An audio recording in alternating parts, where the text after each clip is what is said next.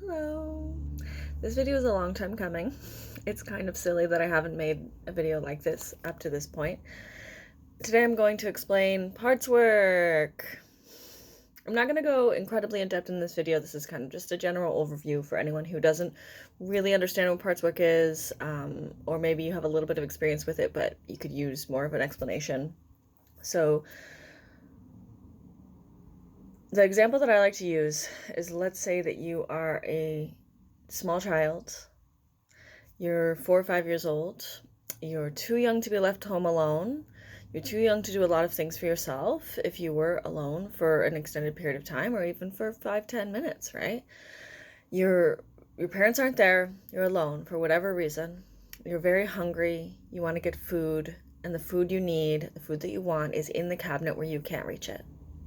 So what happens in this moment is that your nervous system dysregulates, goes into fight or flight.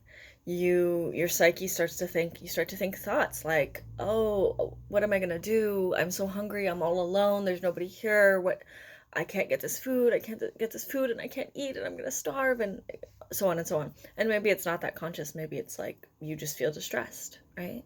But this particular kind of distress is completely overwhelming because it signals physical unsafety. It signals unsafety, and safety as a child is life or death, Emotional safety, physical safety, it's always life or death as a child. Because if I don't have the connection to my caregivers who can get me my food and keep me alive, then I'm gonna die.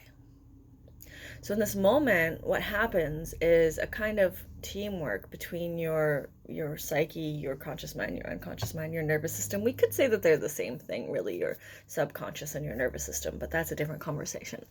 So they're working together. They're doing the work to keep you safe in this moment and to create a protective mechanism to prevent this from happening in the future, because that's their job.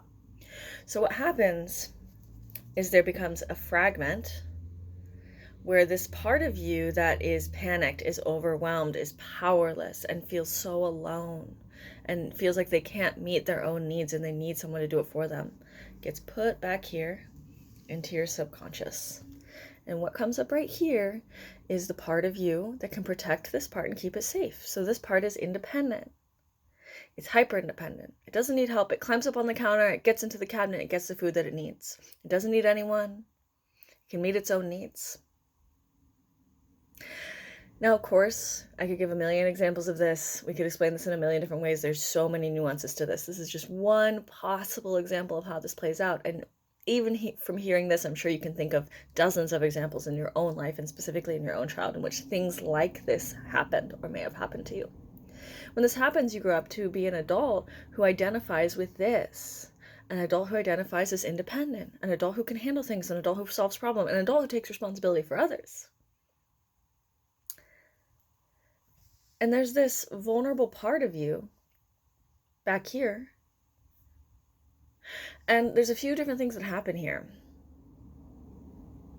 Maybe I'll stop here and do a part 2. I'll stop here and do a part 2. Let me know if you have any questions about this, and I'm going to make more content around this as well.